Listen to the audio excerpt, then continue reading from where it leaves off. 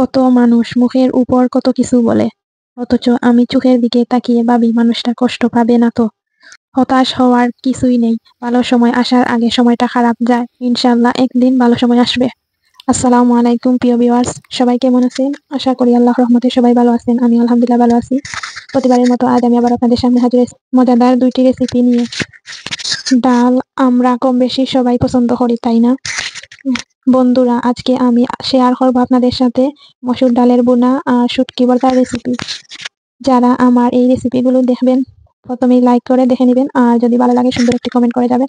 আর নতুন কোনো বন্ধু হলে প্লিজ সাবস্ক্রাইব করে পাশে থাকবেন। আর পুরনো বন্ধুদেরকে আমার চ্যানেলের পক্ষ থেকে অসংখ্য ধন্যবাদ জানিয়ে মূল রেসিপিটি শুরু করব। তাহলে চলুন কিভাবে আমি সুস্বাদু তরকারিটা রান্না করছি তা আপনাদের সাথে শেয়ার করব। প্রথমেই দেখতে পারা আমি ডাল ভিজাই রাখছিলাম, তারপরে দইয়া রাখছি। এখন চুলায় একটা পাত্র বসাইছি। পাত্র গরম হওয়ার পরে সয়াবিন তেল দিয়ে দিলাম। আমি যেভাবে তরকারিটা রান্না করছি তা আপনাদেরকে ধাপে ধাপে দেখাবো। তেল গরম হওয়া পরে দেখতে পারা রসুন দিছি। এখন পরিমাণ মতো পেঁয়াজ দিয়ে দিলাম। তারপরে এলাচ, দারচিনি, তেজপাতা, যেগুলোকে গরম মশলা বলা হয়, দিলাম আমি আমার পরিমাণ মতো। এইভাবে মসুর ডাল বোনা করলে ঘরের ছোট থেকে বড় সবাই খেতে পছন্দ করবে। তো কিছুক্ষণ দেখতে পারা পেঁয়াজ ভাজিয়ে নিলাম। এখন একটা একটা করে সবগুলো গুঁড়া মশলা দিয়ে দেবো।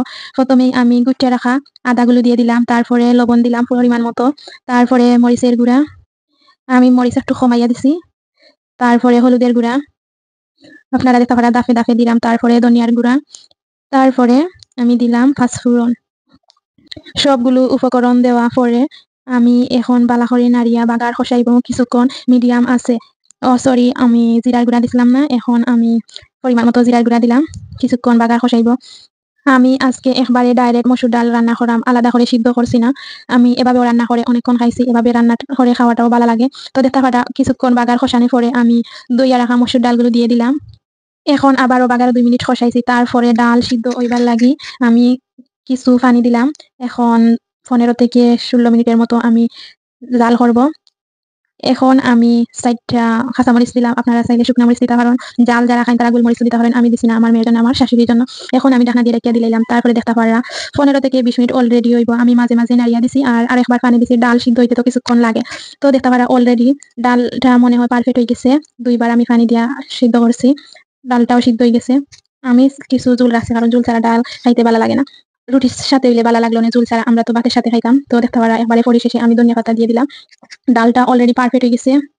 মসুর ডালটা আমি একদম গলাইছি না, আমি মনে করি গলিয়া দিলাইলে সেটা পাতলা ডালের মতন হয়ে যাব আর খাইতে তেমনটা স্বাদ মিলতো না। অলরেডি দেখতে পারা আমার পারফেক্ট মসুর ডালের বোনা হয়ে গেছে। এখন আমি আর একটা রেসিপি নিয়ে আপনাদের সাথে হাজির হয়েছি। প্রথমেই দেখতে পারা একটা পাত্র আমি চুলায় বসিয়ে দিয়েছিলাম, তারপরে শুকনা মরিচগুলো আমি তেল ছাড়া ভাজিয়ে নিলাম। আপনারা চাইলে তেলেও ভাজিয়ে নিতে পারেন। তো আমি যে কোনো সময় শুটকি ভর্তাটা তেল ছাড়া খাইতে পছন্দ করি। মুখের রুচি বাড়ানোর জন্য, আমি মনে করি অসুস্থ মানুষের জন্য ভর্তাটাই বেস্ট। তো দেখতে পারা শুকনা মরিচগুলো ভাজা হয়ে গেছে। এখন আমি পেঁয়াজ রসুনগুলো ভাজিয়ে নিলাম। শীতের দিনে গরম গরম ভাতের সাথে ভর্তা আর ডাল বোনাটা খেতে আলাদাই মজা লাগে। জানি না কার কতটুকু ভালো লাগে, আমার কাছে এবং আমার পরিবারের কাছে খুব ভালো লাগে। তো দেখতে পারা পাশে দিয়ে আমি 4টা সিদ্ধ শুটকি বাজরাম।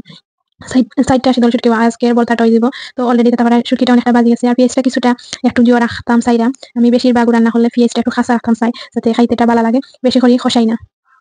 বাড়ি অথবা মেহমান বাড়ি এবং রেস্টুরেন্টে ভর্তার আবেদন কেউ কম করে না। সবাই যে কোনো ভালো খাবারের মাঝেই ভর্তাই খোঁজে, আর বিশেষ করে আমাদের সিলেটিয়ারা শুটকি ভর্তা হলে আর কিছুই লাগে না। তো দেখা গেলো আমার সবগুলো উপকরণ বাজাই গেছে। আমি 3-4টা উপকরণ দিয়ে আজকের ভর্তা রান্না করলাম। তো প্রথমেই আমি শুকনা মরিচগুলো বাটি আনি মগি ফাটার মাঝে।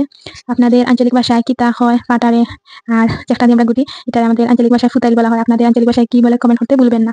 আমাদের আঞ্চলিক ভাষা অনেকের কাছে খারাপ লাগে, কিন্তু আমরা বেশিরভাগ এটারে ফাটা ফুতাইল বলে পরিচিত মনে করি। তো দেখা পারলাম মরিচ গুটে নিলাম। এখন আমি পেঁয়াজ রসুন শুটকি একসাথে গুটিয়ে নিছি। কি অলরেডি দেখা পারা আমার গুটাটা শেষ হয়ে গেছে। আপনারা আমার ভর্তাটার কালার দেখে বুঝতে পারা ভর্তাটা কতটা লোভনীয় হয়েছে। আশা করি আপনাদের কাছে আমার ভর্তার কালারটা ভালো লাগছে। অনেকেই ফাটার মাঝে ভাত খায়, আমিও নিজে ছোটবেলা খাইছি, এখন সময়ের স্বল্পতার কারণে খাইতাম পারি না। তো ভর্তাটা খুব দারুণ হয়েছে, আমি নিজে আগে টেস্ট করে দেখে নিয়েছি। আজকের ভর্তা রেসিপিটা আশা করি আপনাদের কাছে ভালো লাগছে। ভর্তার মাঝে দেখতে পাচ্ছেন আমি পেঁয়াজটা বেশি ভাজিয়ে নিছি না, নরম নরম করে ভাজিয়ে নিছি।